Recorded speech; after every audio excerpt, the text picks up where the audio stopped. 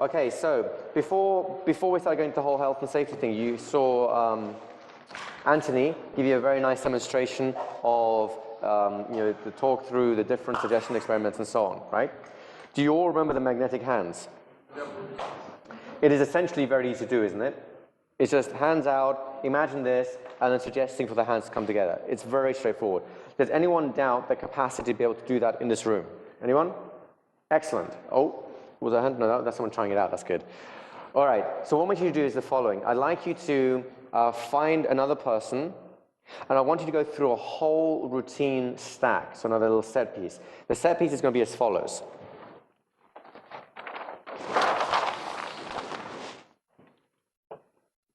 Step one is you'll have to open them up. In other words, you'll give them an eyebrow flash, you go over, shake the hand, introduce yourself, that sort of thing. Make sense? Step one is easy to do, right? You've already done it.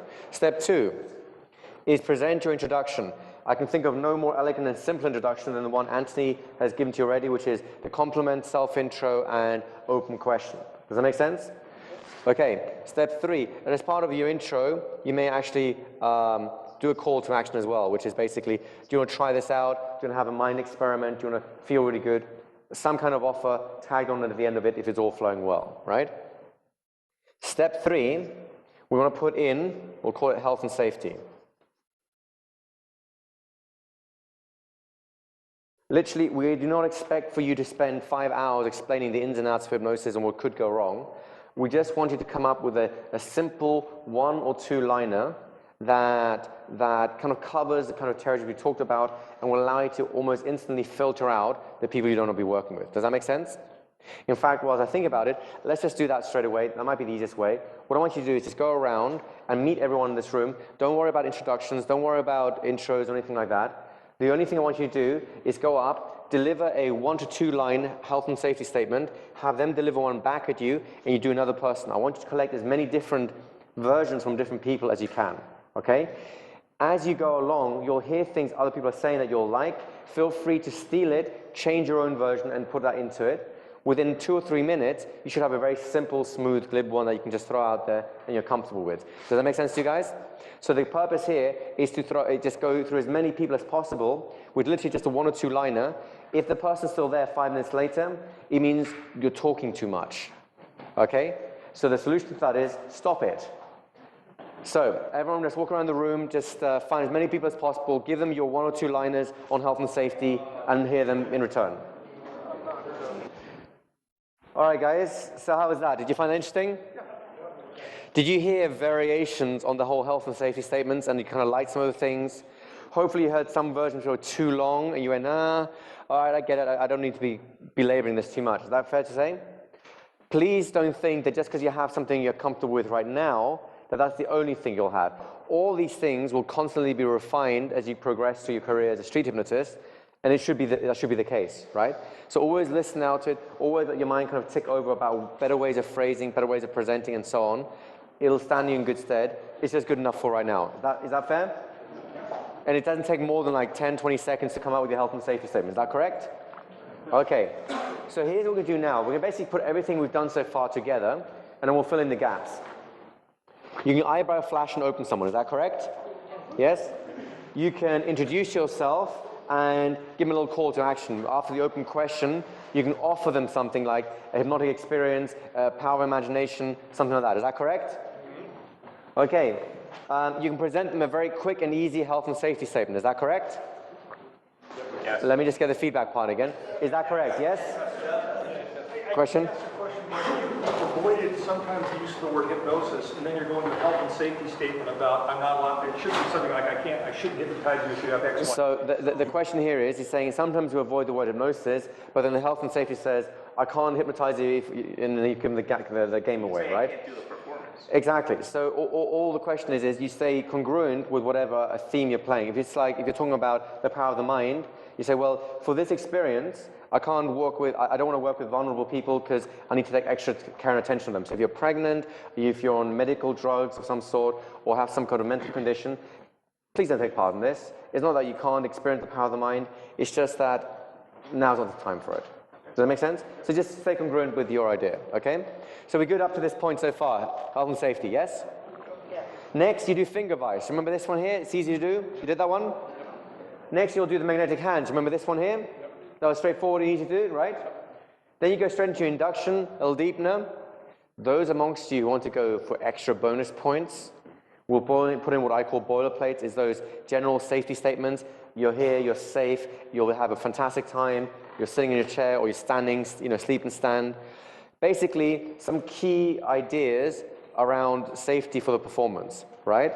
The classic ones are physically safe, in other words, sleep and stand, or locked on that chair, you can't move from that chair and so on. So it keeps them physically in the environment. The second key one would be emotional safety. Throughout this experience, you're feeling safe and calm and relaxed and so on. This will be a fantastic experience for you. Those are the key ones. Does that make sense? You do not have to use it at this point. We will weave it in more and more as we go through. For the moment, just throw it in there if you feel like it, if you want to have a little challenge. Otherwise, don't worry about it so much right now. So we're good up to point 5, yes? Yeah. Then we put point 6 and 7, which we can skip for now. And then we'll come on to the ending process. The ending process is very important. Number 1, you want to cancel whatever suggestions you presented to them.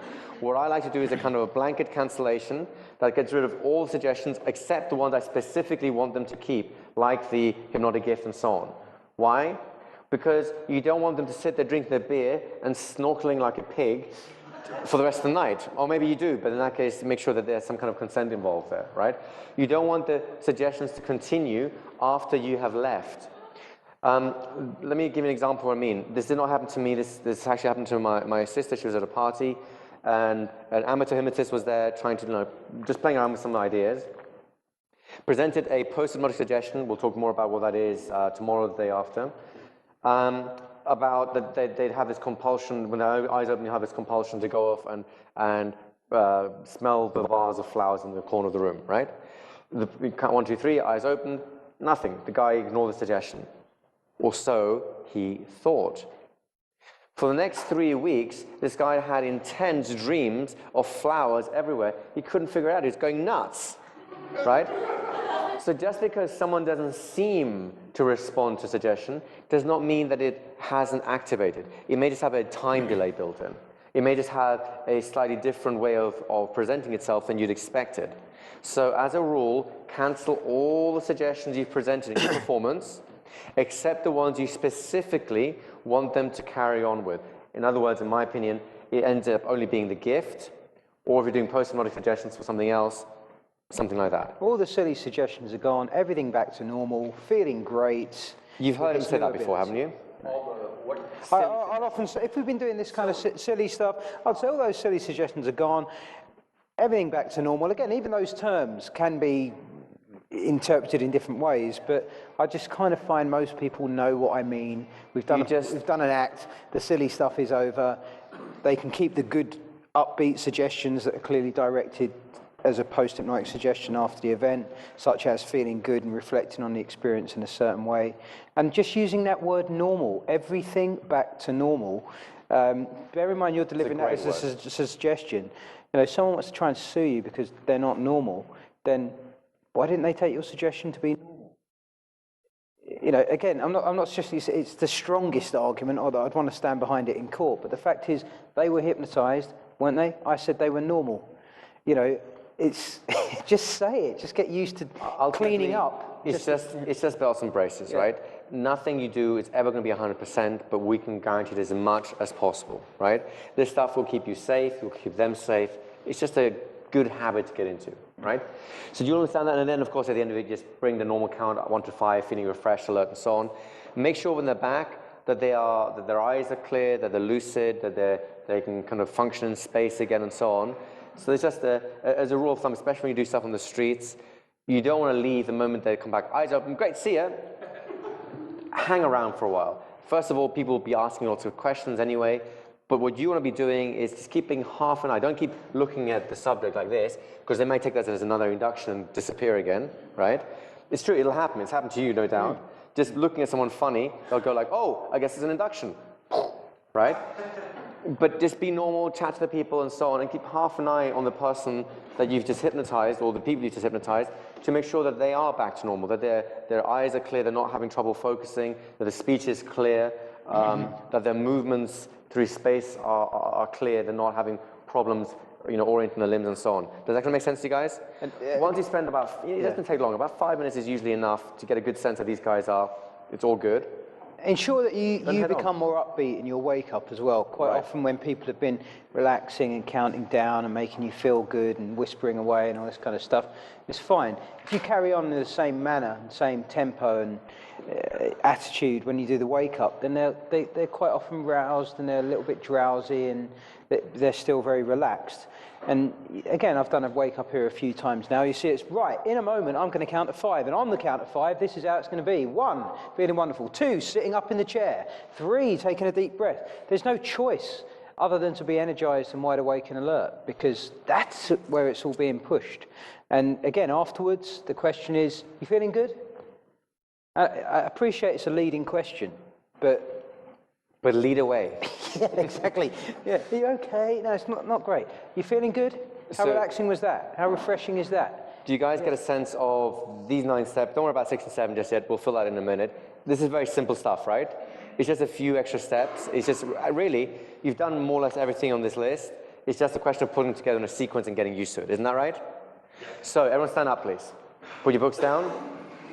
Find a person and run them through the 9 steps, making sure to skip steps 6 and 7. We don't know what they are, though. Yeah, I know. Give suggestions, aren't they?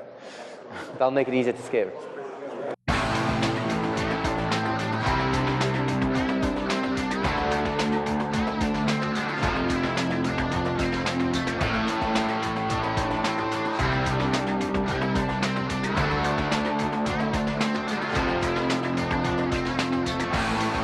Anything else of hypnosis character. I want to know if you're over 18, if you haven't got any mental, medical, or physical conditions I need to know about. If so, tell me now. So, taking that big, deep breath again, looking into this eye. That's right. You're about to have an extremely pleasant journey in the trance. Just give me your hand. And loosen it. That's right. Soon I will drop your hand. When I do, you will close your eyes and go into deep state of trance. Are you ready? 3, 2, 1, sleep. Deeper, deeper, deeper. The deeper you go, the more relaxed you feel. The more relaxed you feel, the deeper you go. That's right. Even deeper. That's right. Feeling that relaxation spreading throughout your body. Feeling just amazing and realizing you will become the hypnotist you like. In fact, you already are. This weekend will be a roller coaster. Have a good time. You will have laughs and giggles. You will learn a new skill set. And you will have an amazing time meeting the most wonderful people you can meet. Is that an agreement? That's right. Taking that feeling back to this room. Starting to hear the voices around you again. Becoming wide awake. I will count from 3 to 1 and you will be back. 3, 2, 1, feeling fantastic. How do you feel? Awesome. I'm telling every word I give you, every suggestion I give you is your reality completely, and absolutely. As I'm gets higher and higher, lighter and lighter, you rock even more now, that's right. And the more you rock, the deeper you go. And the deeper you go, the better you feel, that's right. The arm gets higher and higher, lighter and lighter. I'm telling every word I say, instantly it'll be to be your reality. That's right, arm all the way up to the sky now, pulled up on that wire, pushed up on that cushion of air. That's right, the waves have stopped. That's right, the sea's gone calm. It's all sunny all of a sudden. You're feeling warm, really warm because of how sunny it is. That's right. That's right. Oh no, the storm's come back now. Waving in the sea again, in the ocean. You will not fall over. You're completely safe, completely fine. But it is strong. It's sending deeper now. Deeper sleep, and stop again. That's right. It's sunny once again. And a lovely, calm day. This arm's going higher into the sky now, all the way up, as you go deeper, deeper sleep. That's right. In a moment, I'm going to have you open your eyes. When you open your eyes, you'll find that arm is just stuck out there, like a statue's arm. It's no longer connected to your conscious mind, you don't know why. It's connected to your unconscious mind. This arm belongs to me, courtesy of your unconscious mind. It's no longer connected to your conscious mind. When I tap you on the shoulder and you look at that arm, you will not be able to move it. It's weird, right? Look at that arm and realise how it's just stuck out there. You can't, it's not connected to your brain anymore. It's weird, isn't it? It's just not there. Paralyzed for a short while, courtesy of your unconscious mind. It's weird how it's just stuck there. So it's kind of thing, your feet are locked down, bolted, rooted into the ground, so much so that you're stuck down there. Like a statue stuck into the ground, rooted, held down, like an arpeggio. That's right, it's stuck down. Here's the really interesting thing. In a moment, the arm will be able to move, but only when I touch it. The reason the arm's able to move when I touch it is because you'll even forget your name.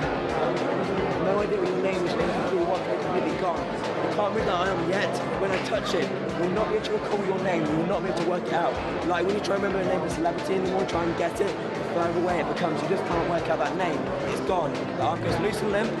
You can't remember your name anymore. What's it like not remembering your name? Try and say it, you just can't say it. My name's Vince, but you have no idea what your name is. Try and say your name. It's weird, right? No idea. In fact, you can't remember anything. You feel safe, you can't remember what shoe size you are. You're going to guess a random number. Hi, what shoe size are you? Any ideas? Some crazy wacky number. 6.